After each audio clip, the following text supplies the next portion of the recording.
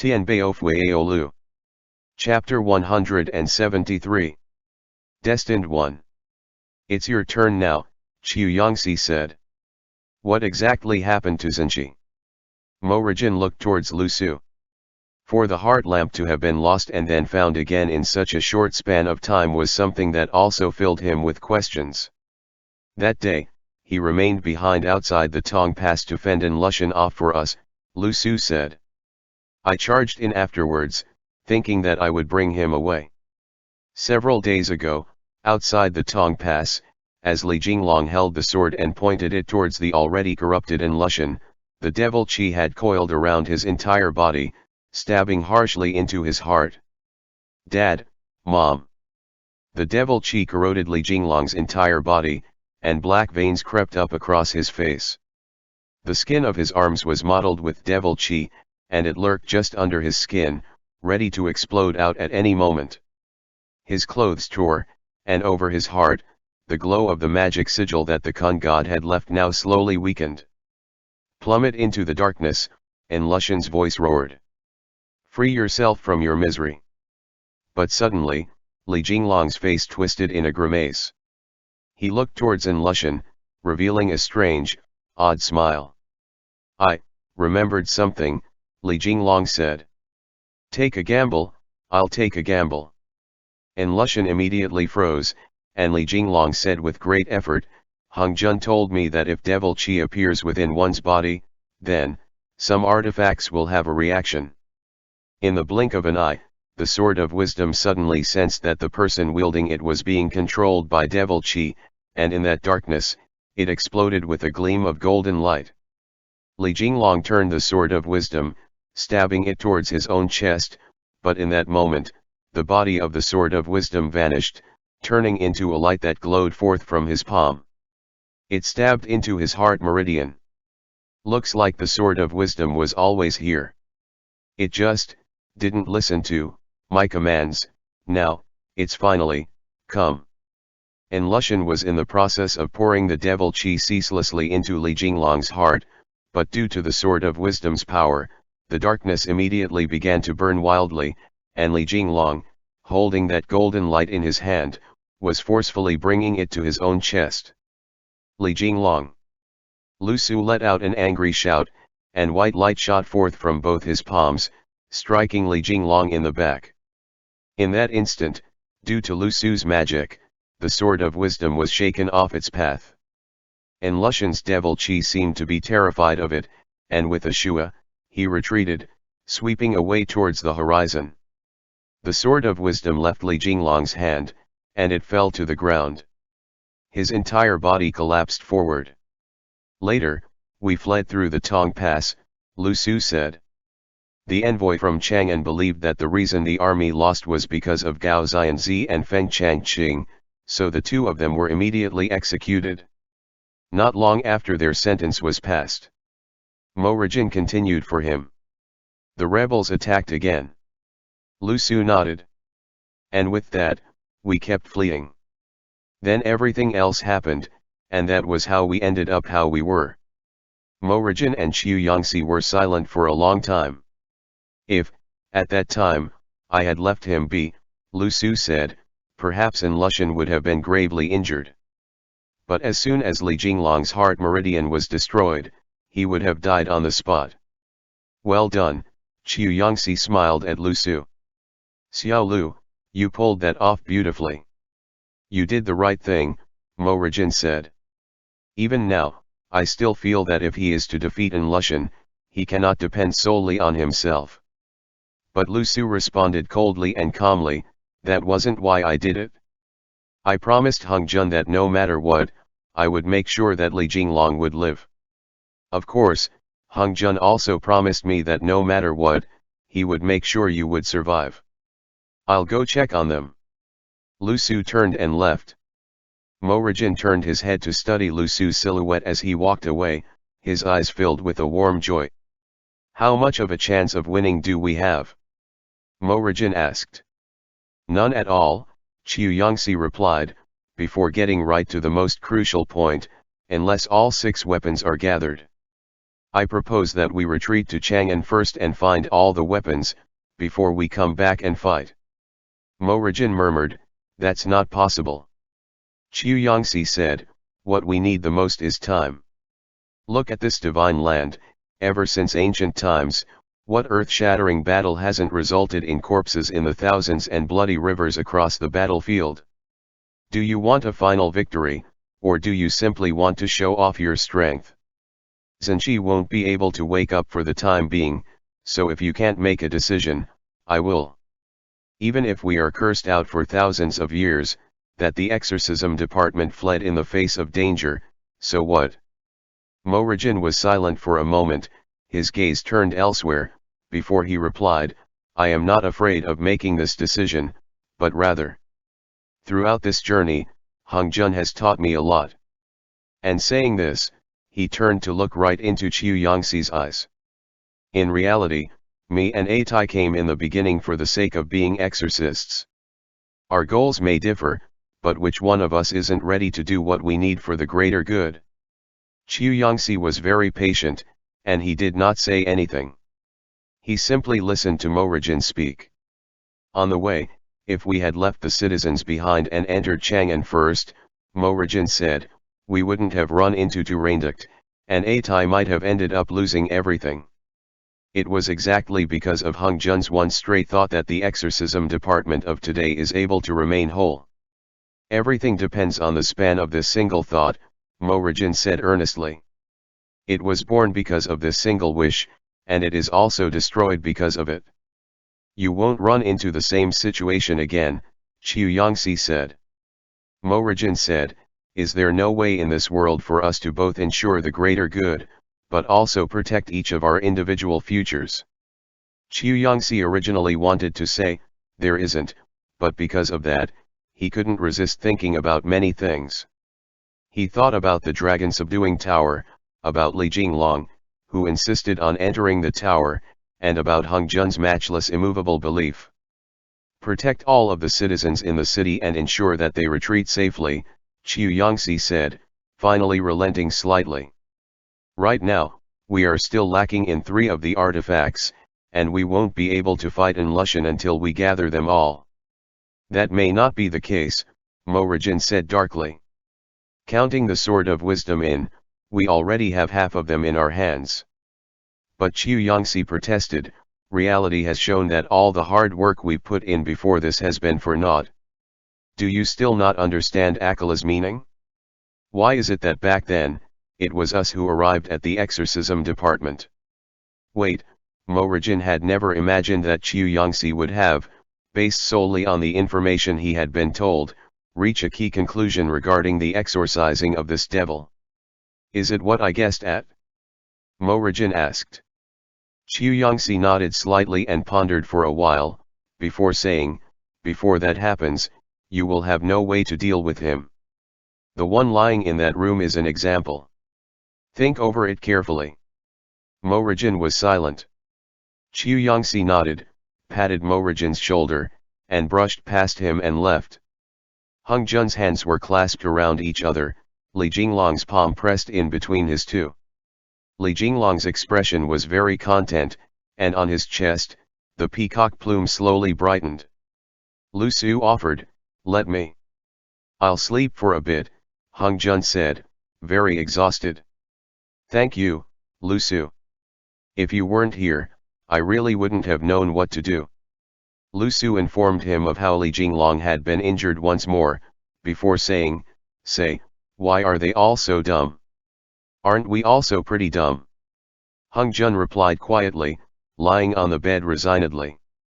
Lu Su was silent for a moment, before saying, he will wake up, right?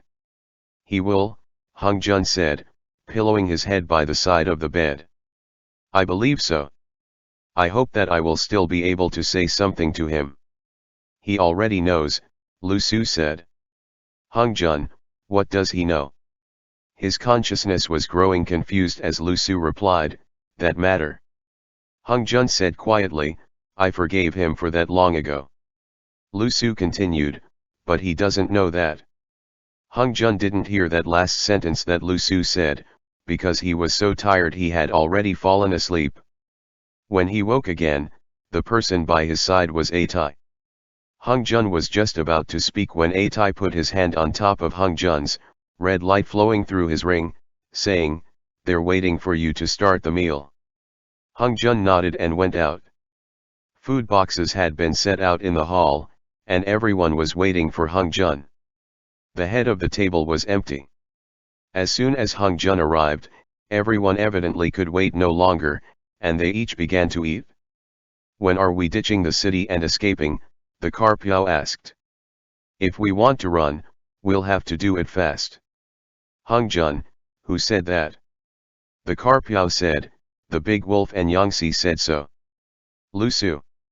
Hung Jun looked at the rest of them. For all his calculations, Mo Rijin had actually forgotten that while he and Qiu Yangtze had been discussing things in the courtyard, there was a carp in the pond next to them. "We didn't say we wanted to run," Qiu Yangtze said. "We were simply discussing the possibility of that happening. We did not confirm that course of action." Lu Su spoke up. "Do as you wish. Either way, it's unclear if our eldest will even live or die at this point in time." "Who said so?" the Carpiao protested. "Am I not alive and well right now?" "We're not talking about you," everyone replied in unison. "To Rainduct, you're talking about Zenshi, right? What is a Carpiao like you trying to be the eldest for? Can you even become an official?" "Ashinakayan, Sayazai, you'd best go feed the baby first. Let's not discuss this right now, let's listen to Mo Rijin and Yangtze." "To Rainduct, why can't I listen to this? Are you looking to die?" Ashinakayan immediately stopped talking. Hung Jun smiled as he asked, "Has the little darling gone to sleep?" "To Rainduct, he's asleep." With this comedic interlude, the atmosphere lightened by quite a bit. Mo Rijin then said, "Everyone." When Li Jinglong wasn't there, in the exorcism department, everyone did what Mo Rijin said. After the Battle of Daming Palace, where they split up, Mo Rijin had silently taken on the role of the second in command in the exorcism department, and after the fight in the dragon subduing tower, everyone admitted that they answered to Mo Rijin.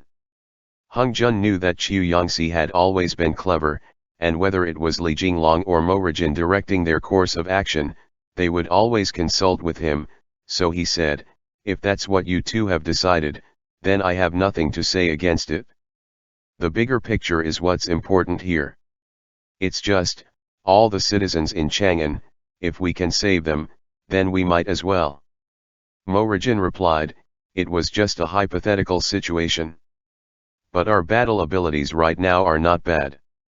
Compared to how the exorcism department had been before in its prime, they were now lacking the main force, which was Li Jinglong and his strongest artifact that could subdue devil qi. Instead, however, they had added two powerful brute force fighters. Atai has obtained the Ring of Sacred Flames, Mo Rijin explained to the group, so he can use the ring to summon a god. The light of the sacred flames can, to a certain degree, also expel devil qi. Qiu Yangtze continued. "And I have studied the art of directing Qiao. Though it takes a great deal of my power, I can, for short periods of time, ride Qiao and dragons, so I don't think we'll have much of an issue." With the two of them, Mo Rijin said, "This fight may not be a decided loss. The most ideal situation is to make An Lushan pull his troops back temporarily and buy us time to find the other three artifacts of Akala. After we find them though, how are we supposed to combine them?" Hung Jun asked. "That now, isn't something I've thought of," Mo Rijin replied, scratching his head. Lu Su glanced at Hung Jun, meaning, "See, he hasn't even thought it through himself yet." Hung Jun. Mo Rijin's critical thinking skills were indeed a level below Li Jinglong's, but his eyesight had no issues. He immediately asked Lu Su, "What type of a glance was that?" Lu Su spoke. "Haven't you all forgotten about an absolutely crucial thing?" Everyone. Lu Su, why is it that one of Akalanatha's 6 artifacts is in Hung Jun's body, but the other one is with you? Who will get the next one? And why did you all have to be given them separately? Isn't this basically tormenting us for fun? Chu Yangxi explained, I think that this has been Akalanatha's plan all along. Everyone was skeptical. All of them looked at Morajin and Chu Yangxi, waiting for them to explain. Morajin hesitated for a long while, before saying, this is only a guess of mine, and it may not be right either, so you all just listen to it first. Hung Jun, do you still remember that I asked you before, who was it who sent the summons to us? It's best that I explain, I think, Chu Yangxi cut in, continuing simply and plainly. I don't know who sent the letter, but for some reason, through some sort of magic, we all received a summons, and every letter was directed right at a person who Akalanatha, in all his old wisdom, had selected. Me, the dragon subduing tower, Chu Yangxi said. But it was you instead, Hung Jun. You grabbed the wrong one. Hung Jun, ah. Morajin added, me, the lone peak. Lu Su, huh? That can be explained like this. Zenji, the sword of wisdom, Morajin said. It's already in his hands. Lu Su said, and that is to say, you, Yangxiga, Hung Jun, Zenji, and Atai, were all people that he selected. We are all inheritors of Akalanatha, Chu Yangxi replied. Wait, Hung Jun piped up. Why pick me? I'm Mara to begin with, am I not? That's not important, Morajin said. Either way, he picked you. Ashina Kyung asked, then what about me and little Lu? Lu Su frowned. The head count isn't right. Even if we don't count to Rainduct, if you count me and Kyung, that's 7 people. Morajin replied, there's 2 possibilities. One is that Zenji can no longer be used, so if we include the Sword of Wisdom, the remaining 4 artifacts will fall to you, Kyung, Atai, and Yangxi. Chu Yangxi said, the second possibility is that. At that, Chu Yangxi pressed a hand to his forehead, and Morajin's expression grew very strange. Hung Jun. This felt as if Akala was portioning out some pork, and everyone was discussing who would get which cut. Though I really don't want to put it this way, Chu Yangxi continued, but, do you remember that first day that we came to the exorcism department, what it looked like when Zenji led us in kowtowing to the portrait of Duke Di? Back then, everyone present, were the successors to the 6 artifacts. Everyone turned to look at the portrait of Direnja that hung on the wall in the hall. Morajin hurriedly gestured for Chu Yangxi to leave it. Forget it, let's not talk about it. I really cannot understand that possibility. Lu Su was filled with questions, and looked towards Hung Jun, who said, of course I remember. Back then, it was Zenji, me, Jenga, Yangxi, and Atai. There's no one else, right? There's another one. Morajin really didn't want to say any more on this. There was a puzzled light in Hung Jun's eyes as he looked around the group. Suddenly, all the exorcists' expressions grew odd, before their gazes finally landed on the Carpiao behind the table.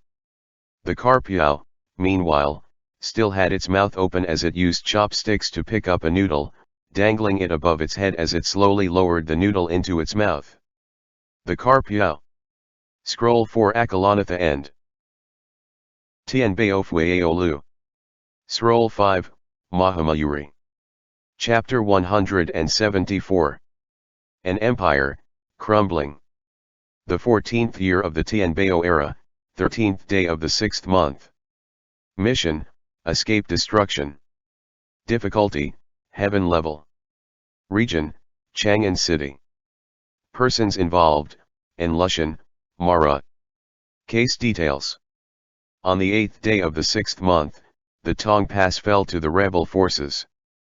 Mara came westward, and the cities in the human realm were placed in a precarious situation. Of the 6 artifacts of Akalanatha, several are still lacking, and the possessor of the heart lamp, Li Jinglong, is heavily injured. The exorcism department has to protect the citizens of Chang'an, as well as the Li Tang royal family, and leave Chang'an as quickly as possible. After they ate, Qiu Yangxi, Mo Rijin, Lu Su, Ashinakayang, Atai, Tu Reinduct, Hung Jun, and the Carpiao, as a group, had a meeting the likes of which they had never had before. Wherever we escape to, En Lushan will chase us there. Hung Jun said, pacing through the hall. There's no point. Will we really be safe as long as we leave Chang'an? The exorcists had all seen the sight of En Lushan transforming into black clouds that billowed towards them, so no matter if they escaped into the Hanzhong Plains or into Shu County, what would come for them would still inevitably come. After the Tong Pass was invaded, the rebels had headed straight westward, heading right for Chang'an without a moment's rest. Correct, Qiu Yangxi replied. Though we aren't willing to admit to such, that is how things are. If we do not put an end to Mara's arrogance for once and for all here, even if we escape to the ends of the earth, it will catch up to us. Tu Reinduct frowned. What exactly does it want? Human lives, Atai said by way of explanation. The horror, resentment, and regret, so on and so forth, that a human experiences before they die. That is its nourishment. It wants the resentment that every single living thing releases as they suffer. The mortals must retreat, while we must fight. Qiu Yangxi marked out several fortified locations on the map of Chang'an, before continuing. First, we must split our forces into two. One group will protect the emperor, bringing along our heavily wounded Zhenji as they leave, no matter where they go. Hung Jun, you are the most familiar with them. You will go. Hung Jun knew that everyone had made these preparations with him in mind, because they understood that he didn't want to leave Li Jinglong's side. I'll come back as soon as I've escorted them to somewhere safe, Hung Jun said. I'll stand side by side with everyone else when we fight. The hall fell silent for a moment, before everyone agreed. The Carpiao piped up, I'll go with everyone else. Hung Jun addressed the Carpiao. Zhao Zilong, I have something I want to say to you. On the eve of this major battle, these words that Hung Jun said suddenly gave everyone an ominous feeling. Qiu Yangxi immediately said, Hey! Everyone, we're not heading off to our deaths. Hung Jun, you'd best hold back a bit. Hung Jun immediately protested, I don't want to seek out my death either, okay. Atai chuckled as he calmed them down. Those and she has no way to participate in this battle, us gigs aren't lamps that burn solely for the sake of wasting oil, alright. Hung Jun. Qiu Yangxi also chuckled. Don't look so down. We can't reach Zhenji's level in putting our very lives at stake, but now, our goals are very clear. Qiu Yangxi's goal was indeed very clear. The goal of doing battle was also just two words, staying alive. All of his retreat strategies had keeping the exorcism department whole as the prerequisite. Hung Jun especially should not even think about sacrificing himself, Qiu Yangxi said. The Yao binding rope is with you. Agreed, everyone else said individually. Since we have two artifacts at hand, Mo Rijin continued, we may be able to use the geographical features of Chang'an to use this battle of retreat as a test for the Yao binding rope and the moon eclipse bow. And with that, in a few short seconds, the group began to discuss a simple strategy, going back and forth every several sentences. Hung Jun had held out no hope in the beginning, but with everyone working together, he could actually sense now that, vaguely, he had the courage to fight back against En Lushan once more. Then as for the rest, Hung Jun said, frowning, the most important thing is persuading them to retreat, Mo Rijin said. I'll take a trip into the palace with you. I have a premonition. What premonition? Will we die? Hung Jun and Mo Rijin crossed through the long corridor, whispering in hushed voices. No, Mo Rijin replied quietly, before turning his head to look at the rain coming down beyond the eaves. He sniffed at the scent of blood coming from the drops, before replying, Yuhan people have the saying, joy comes from misfortune, and I keep feeling that we are slowly turning the tables. It's hard to say, but perhaps the situation is about to change in our favor. There was a muffled peal of thunder, and the rain poured forth in torrents, streaming down in that darkness. This rain that engulfed the world was also filled with the tang of blood, and on the outside Xin Qing Palace, from the eaves to the ground, from the white jade platform to the flowing dragon pillars, from the tiled walls to the moat that protected the inner city, all of it was covered with a faint dark red shade. The blood rain fell harder and harder, spreading out with Xin Qing Palace as its center, seeping through the entirety of Chang'an. The Son of Heaven shall personally lead the troops forth. Wait until we lead the troops forth ourselves.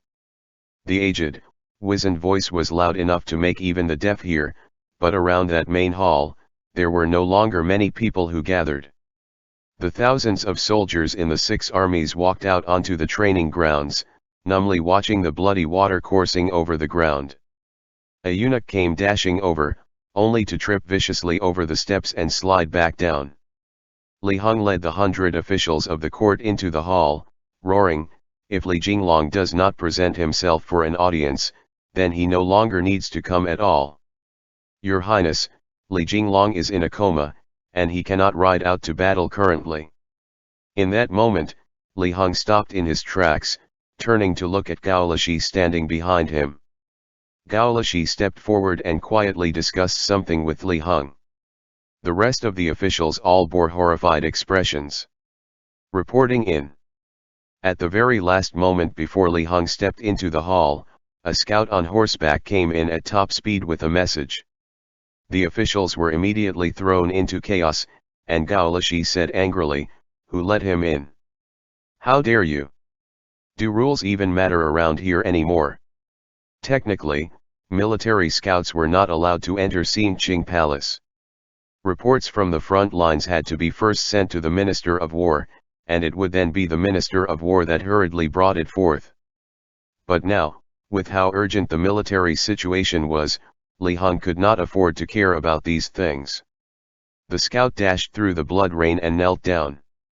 Gao Lishi immediately drew his sword to protect Li Hong, preventing him from making a move if he was in fact a spy. Old General Geshuhan has led his troops forth to assist the country in its time of need, the scout shouted with all his might. But just as he was passing through Tong Pass, the rebels met him with a pincer attack. The lieutenant general in his camp turned on him by tying the old general onto his horse. When Li Hong heard these words, he immediately felt the world spin around him and his vision go black. The officials seemed to not believe what they were hearing. And handing him over to the rebels, that scout said, his voice trembling. Reporting in the Fushi of the Exorcism Department, Mo Rijin has brought Kong Hung Jun with him, and is requesting an audience. But they had come too late. Li Hong's brain was foggy, and he asked, his voice quaking, "How could, old General Geshuhan, how could he? Where are the exorcists?" Gao Lishi asked. "They have already been brought to the main hall." At this time, the emperor had sent for them again and again, and Mo Rijin had no choice but to bring Hung Jun with him for a trip to Xin Qing Palace. The two of them were originally supposed to head towards the Jinhuoluo, only to be intercepted on their way there and brought to the main hall of Xin Qing Palace. That was when they learned that His Highness, the Crown Prince, was fully in charge of the retreat, so with that, Mo Rijin and Hung Jun hurried through the corridor and entered the main hall. It was at this same time that the Crown Prince and the court were entering from outside the hall. For a moment, Li Hong's head spun, and in the moment that he entered the hall, he lifted his foot and tripped over the threshold of the door, sending his entire body crashing to the floor. The civil and martial officials were also lost in their thoughts, and none of them actually reacted to this and came forward to help him up. Only Hung Jun, who had just entered the hall from a side door, saw that something was wrong, and he hurriedly cried out, "Your Highness." As he spoke, he darted forward and reached a hand out to snag Li Hong. Li Hong had tripped and fallen towards the ground in front of Hung Jun. Thankfully, however, Hung Jun grabbed him, so his knees did not touch the ground. When the officials saw this sight, It looked as if Li Hong was kneeling in front of Hung Jun, and instantly all of their souls left their bodies as they panically swarmed forwards. Without a word, Mo Rijin and Hung Jun slung one of Li Hong's arms over each of their shoulders and lifted him to his feet, bringing him to the foot of the stairs. As they were about to climb up, however, Li Hong pushed them away, and right after that, he collapsed in front of the stairs. Dao Lishi said hurriedly, "Let His Highness rest for a bit." The officials were already horrified to begin with, and upon learning so abruptly the nightmarish news that Geshuhan had been taken prisoner, each and every one of them was quaking in their boots, and they all scattered as well. "Your Highness," Mo Rijin said. "This subject has something to say." Li Hong looked up, peering towards Mo Rijin. Mo Rijin had always been very straightforward and direct, and when Li Jinglong had been trapped in the dragon subduing tower, Li Hong had dealt with this young man quite a few times. Yet every time, what came out of this bastard's mouth was more bad news. "I don't want to hear you speak right now," Li Hong said, panting for air as he leaned against the stairs, his entire body drenched. "Where is the Marquis of Yadan? I want to see him." The vast main hall of Xinqing Palace was echoingly empty. Only a few soldiers were standing guard outside, and only Hung Jun and Mo Rijin were inside the hall, guarding the crown prince. At this moment, if Mo Rijin wished to avenge his mother's people's village, he would easily be able to strike and take Li Hong's life. But Mo Rijin also sat down by Li Hong's side, looking in the same direction he was towards the outside. "What exactly is in Lushan?" Li Hong asked, his voice trembling. "We told you long ago," Mo Rijin replied darkly. "Back then, if you had been willing to listen to Zhenqi's words, would things have come to the point where they are today?" Li Hong could vaguely remember that 2 years ago, after Imperial Consort Yang's birthday, Li Jinglong had insistently requested to ban Lushan, remove his post as a military governor, and evacuate the citizens of the Hebei region. That was all so that he could make his preparations to fight in Lushan. However, Li Longji and Li Hong had underestimated the severity of the situation that had resulted from not doing so. "I was wrong." Li Hong cried helplessly. "I was wrong, okay. I admit it. Where's the Marquis of Yadan? I want to see him." Towards the end of that, Li Hong was basically roaring at Mo Rijin. "It's already too late," Mo Rijin replied coldly. In the exorcism department, Li Jinglong, who was lying on the bed, suddenly woke up. "Hung Jun, where is he?" That was the first thing that Li Jinglong asked after he woke up. The person sitting by his bedside was Ashinakayan, who was immediately a little bit at a loss for what to do. He said, "Zhenqi, Hung Jun and Mo Rijin have gone to the palace, but I'll get." Before he could finish speaking, however, Li Jinglong shut his eyes again, and he couldn't stop spasming. Ashinakayan immediately shouted, "Lu Su! Lu Su!" Lu Su had only slept for a little bit before he was woken again, and he hurriedly came into the room. Ashinakayan gripped one of Li Jinglong's hands tightly, asking anxiously, "What's wrong with him?" Lu Su immediately went forward and turned his palm, pressing it against Li Jinglong's forehead. But in that instant, a white light shone forth from Li Jinglong's forehead, and a powerful force pushed his hand away. "Someone is making him dream," Lu Su said. "Who could it be? This power?" Lu Su's heart beat wildly, and a chill ran down his spine. When it came to dreamscapes, very few people in this world had a power stronger than him, with his white deer. But right in front of his nose, Li Jinglong was actually deeply asleep, and had no way to get out. Lu Su himself also had no way to see what was going on. "Those who are able to create and read dreams are not limited solely to the white deer," a man's voice said from behind Lu Su.